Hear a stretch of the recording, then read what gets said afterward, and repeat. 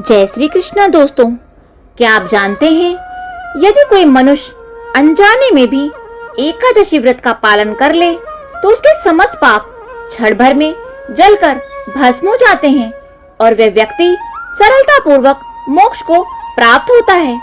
तो चलिए ऐसी परम पवित्र कामदा एकादशी व्रत कथा का श्रवण करने के लिए हम चलते हैं युधिष्ठिर महाराज के महल में, जहां भगवान श्री कृष्ण और युधिष्ठिर महाराज के बीच में संवाद हो रहा है। युधिष्ठिर महाराज कहने लगे, हे केशव, मेरा प्रणाम स्वीकार करें और मुझे कृपा करके चैत्र मास में शुक्ल पक्ष में आने वाली एकादशी के विषय में बताएं। इस एकादशी का नाम क्या है, वह इसका महात्म्य क्या है, और कृपा करके इसकी पूजन विधि भी बताएं। तब श्री कृष्ण भगवान बोले, हे धर्मराज युधिष्ठिर, यही प्रश्न एक समय राजा दिलीप ने अपने गुरु वशिष्ठ जी से किया था और उस समय उन्होंने जो वर्णन कह सुनाया था उसे अब आप ध्यान पूर्वक सुनिए। चैत्र मास के शुक्ल पक्ष में आने वाली एकादशी को कामदा एकादशी कहते हैं। इस व्रत का पालन करने से मनुष्य के समस्त पाप नष्ट हो जाते हैं और व्रत करने वाले को पुत्र रत्न की प्राप्ति होती है। कथा का आगे वर्णन करते हुए श्री कृष्ण भगवान कहते हैं, अनेक वर्षों पूर्व भोगीपुर नामक गंधर्वों और किन्नरों के राज में उनके राजा पुंडरीक राज्य करते थे।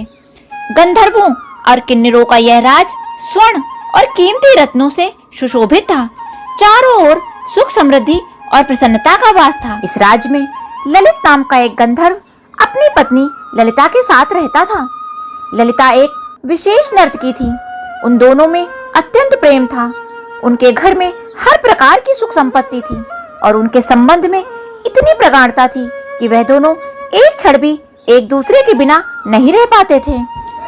एक बार राजा पुंडरीक की सभा में सभी गंधर्वों द्वारा गायन व नृत्य का कार्यक्रम चल रहा था। उस सभा में गंधर्व ललित भी था, लेकिन उसकी पत्नी वहां न होने के कारण उसका मन विचलित था और वह बार बार अपनी पत्नी का स्मरण कर रहा था।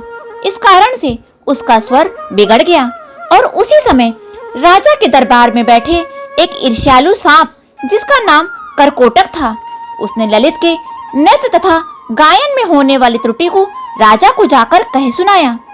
जब राजा को इस बात का पता चला तो वे अत्यंत क्रोधित हो गए। उन्होंने इस बात को स्वयं का अपमान समझा और क्रोधित होते हुए ललित को श्राप देते हुए कहा, हे मूर्ख, तू मेरे सामने गाता हुआ अपनी स्त्री का स्मरण कर रहा है, इसलिए जा, मैं तुझे नरभक्षक बनने का श्राप देता हूँ। आज से तू कच्चा मांस और मनुष्यों को खाने वाला राक्षस बनकर अपने किए गए कर्म का फल भोगेगा। राजा द्वारा श्राप मिलते ही ललित एक भयानक नरभक्षी में परिवर्तित हो गया।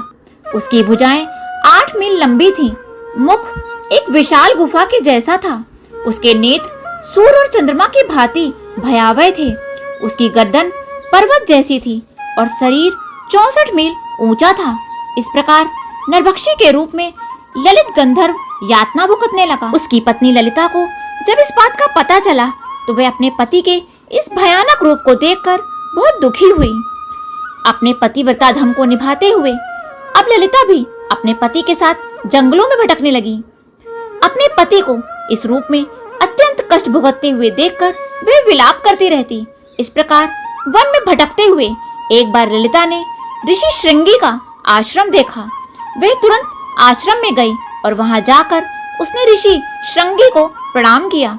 ललिता को देखकर आशीर्वाद देते हुए ऋषि श्रृंगी ने उससे पूछा, हे देवी, तुम कौन हो, तुम्हारे पिता कौन है और तुम इस प्रकार यहाँ इस जंगल में क्यों आई हो?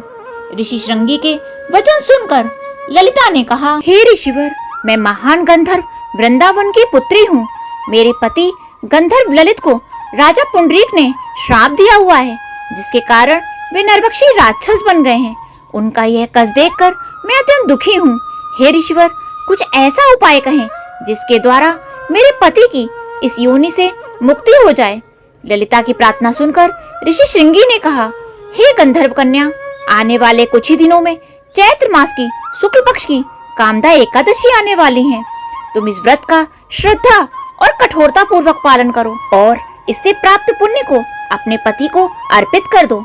इससे वे अपनी राक्षस योनि से मुक्त हो जाएंगे। यह व्रत समस्त इच्छाओं को पूर्ण करने वाला है।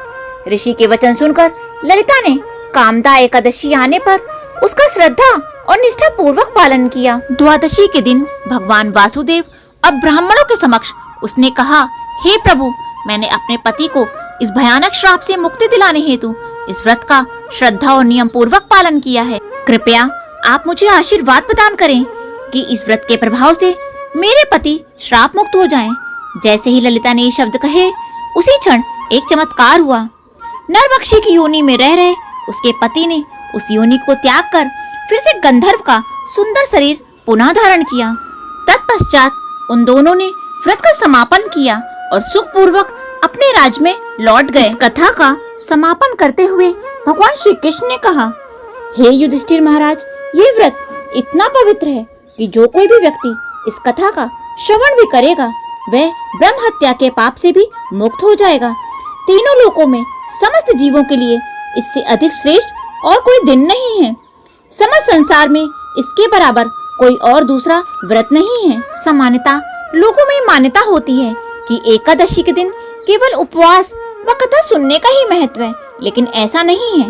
एकादशी भगवान श्री कृष्ण को अत्यंत प्रिय है और इस दिन उपवास के साथ साथ भगवान के दिव्य नाम का जाप करना अत्यंत महत्वपूर्ण है।